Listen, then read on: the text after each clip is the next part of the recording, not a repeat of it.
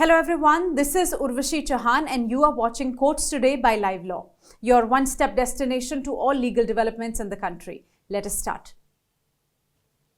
Starting with an important update, the Delhi High Court today reserved its verdict on the plea moved by Chief Minister Arvind Kejriwal challenging his arrest by the Enforcement Directorate in the money laundering case related to the alleged liquor policy scam case. Kejriwal is currently in judicial custody till 15th April. Earlier, the High Court had denied any interim relief to him and had only issued notice on his plea challenging the arrest as well as his interim application seeking immediate release. Today, the single bench of Justice Swarnakant Sharma heard the counsel for both the sides. Additional Solicitor General S.V. Raju, appearing on behalf of Enforcement Directorate, told the court that the investigation in the capacity of the sitting Chief Minister was at a nascent stage. He also pointed out that Kejriwal had not challenged the latest order remanding him to 15 days judicial custody. Raju also wondered if Kejriwal could challenge his remand since he had not opposed it. Senior advocate Abhishek Manu Singhvi, appearing for Kejriwal, contended that ED had forced the approvers Raghav Magunta, Sarath Reddy and Magunta Reddy to make statements against Kejriwal. He further alleged that the two approvers even had links with the ruling party. Singhvi also questioned the necessity of arrest amid upcoming general elections. After hearing the arguments, the court reserved the order on the matter. Stay tuned with Livelaw for the verdict.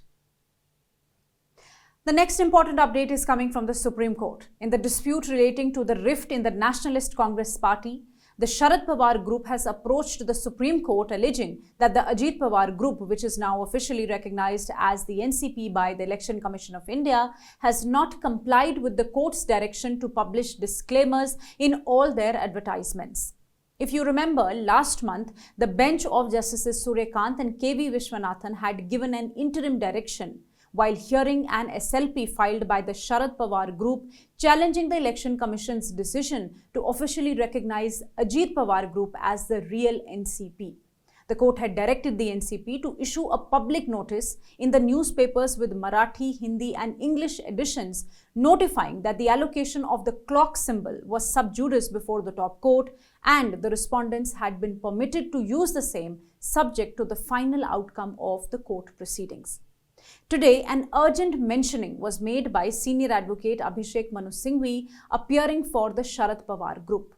Singhvi submitted that even though a detailed order was passed by the apex court, there was non-compliance on the part of Ajit Pawar. Senior advocate Mukul Rohtagi, appearing for the Ajit Pawar group, took the bench through certain advertisements having the required disclaimers and requested for modification in the direction.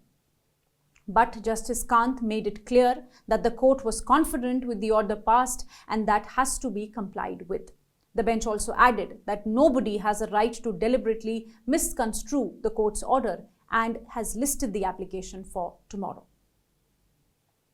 The matter pertaining to electronic voting machine data cross-checking against VVPAT records was mentioned today by senior advocate Kapil Sibal.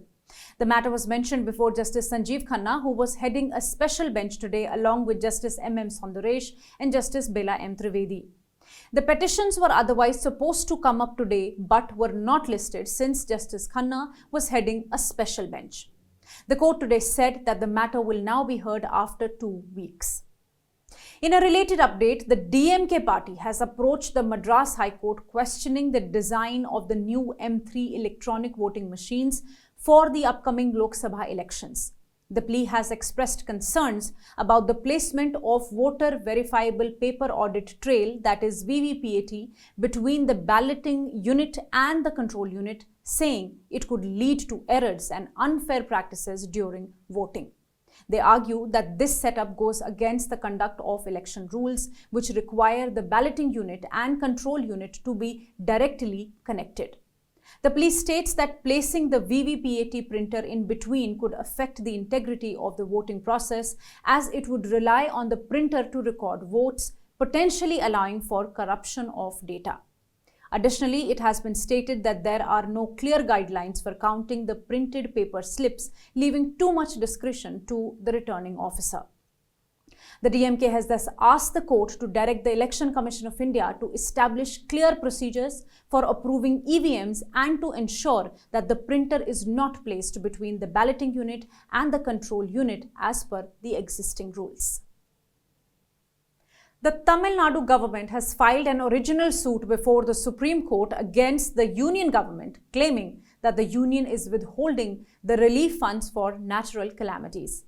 The state's plea, filed under Article 131 of the Constitution, requests the court to instruct the union government to provide over 37,000 crore in aid for damages caused by recent floods and Cyclone Maichung in the state.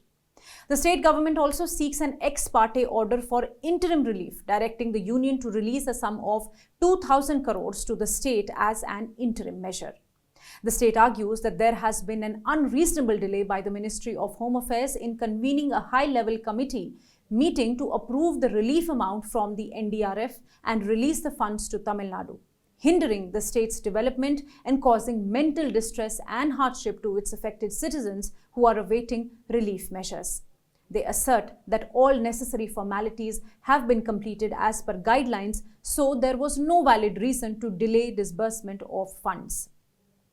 The plaintiff here argues that Tamil Nadu is being unfairly treated by the union for not releasing the NDRF funds despite assessments by experts, the interministerial central teams, etc.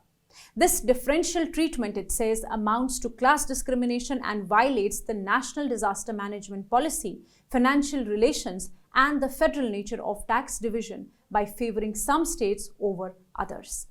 I must tell you, recently, the state of Karnataka had also filed a writ petition against the union government seeking the release of drought relief funds to the tune of 18,000 crores. The Directorate of Enforcement today told the Supreme Court that Advocate Basuri Swaraj's appearance on behalf of the agency had mistakenly crept into the order passed yesterday, which had granted bail to Aam Aadmi Party MP Sanjay Singh in the Delhi liquor policy case. The matter was mentioned by ED counsel Zohaib Hussain before a bench led by Justice Sanjeev Khanna, who was sitting in a special bench with Justices M.M. Sondaresh and Bela M. Trivedi. While mentioning that a formal application had been moved and that the error might be on the part of the central agency, mechanically giving names of advocates, it was prayed that the appearance may be corrected. To this, the court agreed. The Allahabad High Court has held that a complaint under Section 498A of IPC for the offence of cruelty is not maintainable against the husband by the second wife. However, in such cases, the Dowry Prohibition Act of 1961 may get attracted if there is a demand for dowry. In this case, the husband and his family challenged the charge sheet and summons in a case for cruelty and under the Dowry Prohibition Act. The applicants argued that the proceedings against them were unlawful. They claimed that the complainant, who identified herself as the wife of the applicant, was not legally recognized as such because he had not obtained a divorce from his first wife.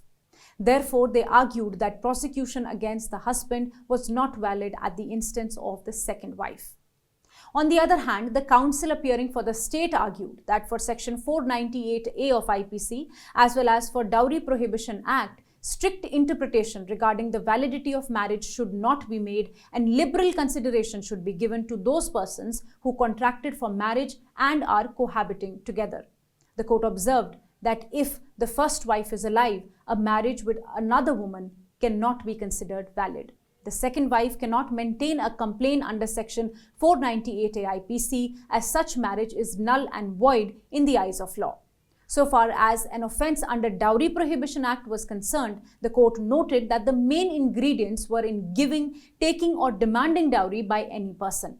It said for dowry, the performance of marriage was not necessary and even a marriage contract was sufficient.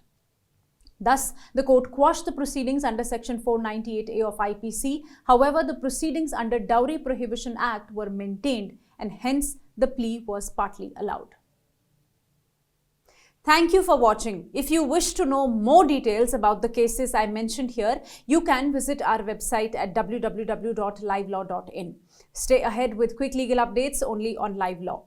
Do not forget to like, share and subscribe and support us. You can also support us by donating through the thanks button at the bottom of our videos or consider becoming a member at just 89 rupees per month.